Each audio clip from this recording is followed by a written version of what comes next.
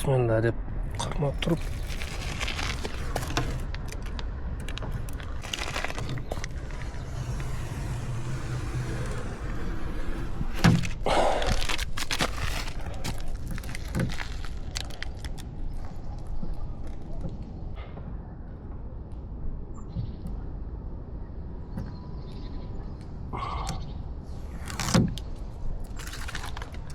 Мынакей, ақ чардақ ап-апақай болып, ем ақ чардақ болып қалды.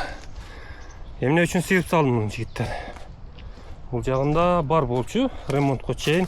Бұл жағында да бар болчу. Себебі екі ешік алмашты, білесіңер. Екі айнек алмашты. Ешік алмашқанына байланышты бұл жағындағысы жоқ болып қалды. Ошоға екі жағы оқшаш болсын деп сүйіріп салдым. Екі ешік, екі айнек дұтып болғанда.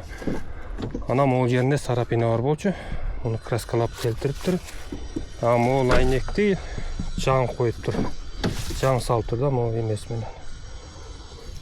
Оны осы башқа әлі машинадан сұру алып, маға салып қойып тұр. Енді башқа машинадан алау, жаңы салау қысқасы маға. Қысқасы айнек салып берді. Қысқасы жақшы.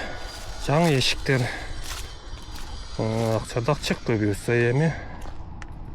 Іштеш керек. Ассаламу алейкум жамаат, барыңардың құтманды күніңөр менен 26 октябрь күнүгө воскресенье болуп калды. ДТП тууралуу кыскача айтып берейин, өзүңөр байкагандай эле. Акчардак чыкты. Кудай буйрса баары жакшы.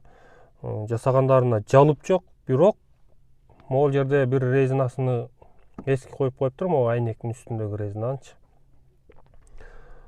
Заказ бергенбиз дейт, келдик дейт. Эгер келип калса, чалам, келесиң, алмаштырып беребиз дейт.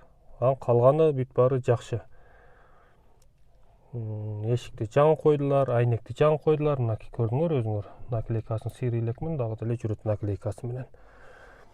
Кыскасы, страховой компанияга ешқандай машиндай жасаган иштериге ешқандай жалып жок. Бир аз убакытты чоюп койду. Ошол жагына билбейм, ал жагына кандай десем экен. Ал жагы эми деталдар кечигип келди, же өздөрү убакыт чоюп койду. Кыскасы бир аз убакыт чоюлуп калды. Толуктап айтсам, 22-синде ДТП болгон. Анан стоянка, тергөө, ГАИ, страховой компания болуп, общий бир ай 2 күндө чыкты да. 22-синде ДТП болгон болсом, 24-түндө машинени чыгардым. Пятница күнү кечки саат 6-ларда чыгарып алып келдим. Кудай буйрса жакшы баары. Анан менде кандай көйгөйлөр жаралды, жана документ топтогондочу. Ошого кыскача токтолуп кетейин. Эмеде мен ДТП болуп, ГАИге ДТП болуп, стоянкага кирип, андан тергөө жүрдү. Анан 4 күндөн кийин 400 сом төлөп мен машинени чыгарып алып айдап келе бергенмин да. Тергөө бүткөндөн кийин ГАИге өттү. Анан мен тергөөчүлөр жакшы эме кылды. Бат-баттан жанагы страховой компанияга керектүү документтерди бүт баарын копия кылып берди. Алардын копиясын алдым. Анан ГАИге өткөндө ГАИда бир аз маселе жаралды. Ал кандай болду десеңер, ГАИге киргенде мен айткам. Короче, мен мындай эмеге ситуацияга биринчи жолу кабыл иштейм. Кандай документтер кетет, кандай болот, мен ал жагын билбеймин. Эми силер билесиңер. Ошого мага силердин копия кагазыңар керек экен, ошолордун баарын копия кылып алып кел керектүүлөрүн деди. Короче, мага полный даярдап копия кылып чыгарып бергиле. Мен кийин дагы ооруа болуп келип калбайын десем, алар айтты. Страховой компаниялардын баары эле ушундай. Сен дагы бизге 5-6 жолу келип кетесиң. Страховой компаниялар бүт баары ушундай деди. Мен түшүнбөдүм. Ушундай окшойт деп эле унчукпадым. Бүт баарын копия кылып берди. Тергөөдүкүнө коштум, аны алып келип страховой компанияга тапшырдым. Страховой компанияга тапшырганда бир кагаз кем чыгып калды. Ал кандай кагаз десеңер, менин эмем бар экен. Статьямен жазылган. Ушундай статьямен каралды. Жанагы комиссионный чечим экен да, ал комиссионный чечим карап, ушундай статьямен күнөөсү жок деп табылды деп менин кагазым бар экен. Анын аркы водительдин ушундай статьямен күнөөлүү деп табылды деген комиссионный чечимдин кагазы бербей коюптур да мага. Анан ошол комиссионный чечим жок болуп калды, наркы водительдик. Наркы водительди мен чакырдым, кел дедим. Страховой компания чакырды, бул жака келип кол коюп кетиш керек деди.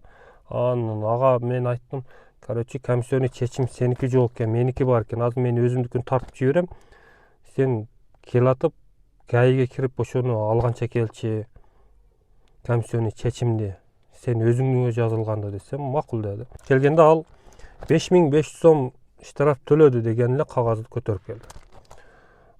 Немелер айтты, страховой компаниядагылар, бул жарабайт деди. Ал келип кол койчу жерине кол коюп алып кетти. Андан кийин эртеси күнү мен өзүм бардым. О, эмеңер жарабайт экен. Короче, мага комиссионный чечимдин жанагы эмесин чыгарып бергиле, ошол керек экен десем, ал базага кетип калды, ал чыкпайт деди. Мен базага кеткенин түшүнүп атам.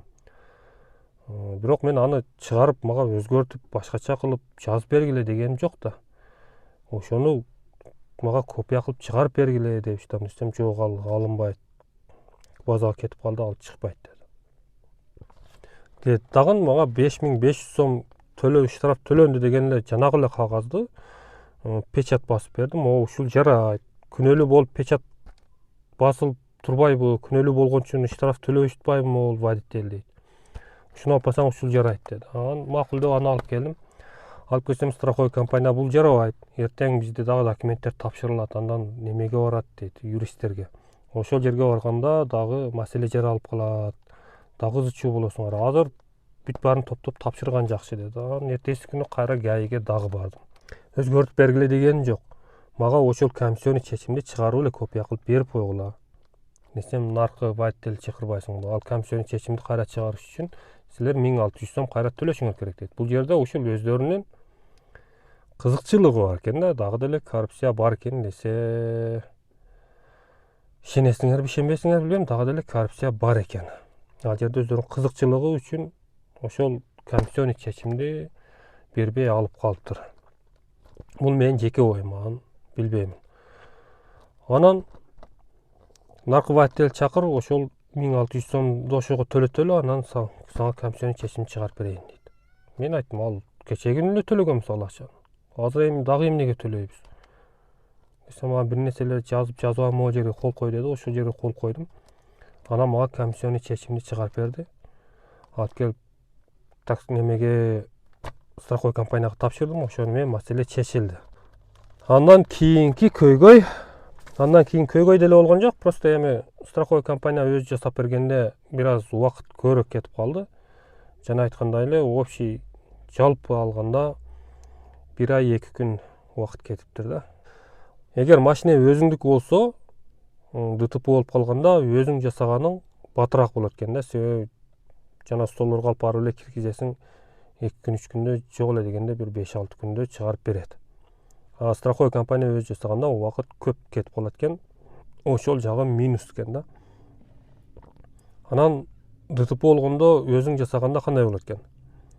ДТП болгондо страховой компанияга барасың, страховой компанияга барып документтерди тапшырасың. Документтерди тапшыргандан кийин көз карандысыз оценка деп коет экен, баягы көз карандысыз иштейт экен да алар. Ошо оценкага жиберет экен, оценкага барат экенсиң дагы. Аларга барсаң, короче, сөйткө тартып алат экен дагы, бара бер дейт экен. Кайра страховой компанияга келет экенсиң. Страховой компанияга келгенде оценканын результаты бизге чыгып келет. Ушунча сом кетет ушул машинанын ремонтуга дейт деген кагаз бизге келет. Ошол кагаз келгенден кийин 1 айдын ичинде окшойт, адашпасам. Анан картага которуп берет экен. Ал жерге кайра барыштын кереги жок экен да. Картаңа которуп берет.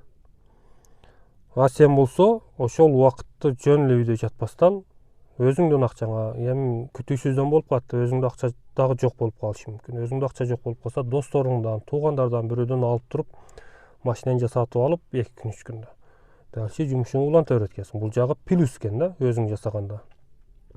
Наркы акча түшкөндө жанагы акчаны кайра жаап коет экенсиң. Жана өзүңүн акчаң болсо дагы, же бирөөдөн алган болсоң, кайра ошону төлөп коет экенсиң. Бул жагы плюс экен. Страховой компания өзү жасап бергенде бир аз убакыттан уттурат экенсиң да. Убакыт көбүрөөк кетип калат экен. Кыскасын айтканда, ушундай жигиттер. Барыңардын ишиңерге ийгилик. Кайрадан көрүшкөнчө сак саламат болгула.